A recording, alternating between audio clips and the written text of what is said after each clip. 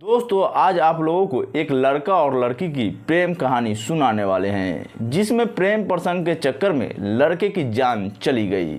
यह कहानी बिहार के जिला गोपालगंज का है। इस कहानी में लड़का का नाम अभिमन्यु और लड़की का नाम अंकिता था।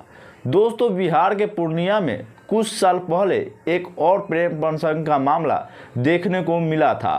छोटू और आरती का सेम वैसा ही यह भी मामला है।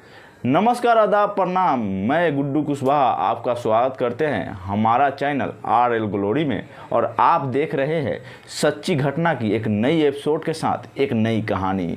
चलिए पूरी कहानी बतलाते हैं आपको थोड़ी विस्तार से। दोस्तों अभिमन्यु और अंकिता की प्रेम कहानी करीब 3 साल से चली आ रही थी। बहुत पहले ही उनकी प्रेम कहानी पर एक बार विवाद हुआ था और कुछ बातचीत करके लोगों ने मामला को शांत करा दिया था। फिर उसके बाद अभिमन्यु और अंकिता आपस में बात करना छोड़ दिए थे। लेकिन वह कहते हैं ना, प्यार में अंधा इंसान को कुछ और दिखाई नहीं देता और प्यार में वह कुछ भी करने के लिए तैयार हो जाता है। वैसे ही अंकिता और अभिमन्यु कुछ दिन बीत जाने के बाद दोनों फिर से प्यार करने लगे थे और काफ़ी समय एक साथ रहने लगे थे और इनकी प्रेम कहानी धीरे धीरे गांव में फैलने लगी थी। तो अंकिता ने अभिमन्यु को बताया था कि मैं अब तुमसे बात नहीं करूंगी, लेकिन अभिमन्यु ने कहा कि अगर मैं तुमसे बात नहीं करूंगा तो मैं मर जाऊंगा। एक दिन अभिमन्यु और अंकिता को बात करते हुए अंकिता के पिता ने पकड़ लिया था और दोनों को बहुत मारा, यहाँ तक कि दोनों को जहर भी पिला दिया था जिसकी वजह से दोनों का मृत्यु हो जाए। लेकिन दोनों में से किसी के भी मृत्यु नहीं होती है। उसके कुछ दिन बाद दोनों घर छोड़कर भागने का प्लान बनाते हैं, लेकिन वह प्लान इनका फेल हो जाता है और यह दोनों पकड़े जाते हैं। जब गांव वाले अंकिता और अभिमन्यु को पकड़कर ले जाते हैं तो अंकिता भी अभिमन्यु के साथ अभिमन्यु के घर पर चली आती है। फिर अभिमन्यु के मां कॉल करके गांव के कुछ पंचों को बुलाती है और पंचायत करने के लिए बोलती है। पंचों के साथ अंकिता के पिता भी पंचायत में आए थे और वह भी काफ़ी गुस्से में खड़े थे।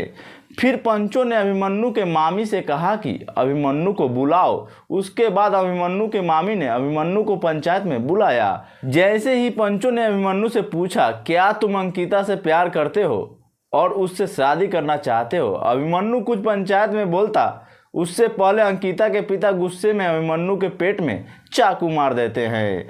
अंकिता के पिता के चाकू मारने के बाद सबको लगा कि थोड़ी सी घाव लगी है, कुछ नहीं होगा। लेकिन कुछ देर होने के बाद जब अभिमन्यु की हालत बहुत ज़्यादा गंभीर हो जाती है तो पंचों ने पास के एक डॉक्टर को बुलाया तो उसने बोल दिया कि इसको जल्दी से किसी बड़े अस्पताल में ले जाओ, नहीं तो इसकी मृत्यु हो जाएगी।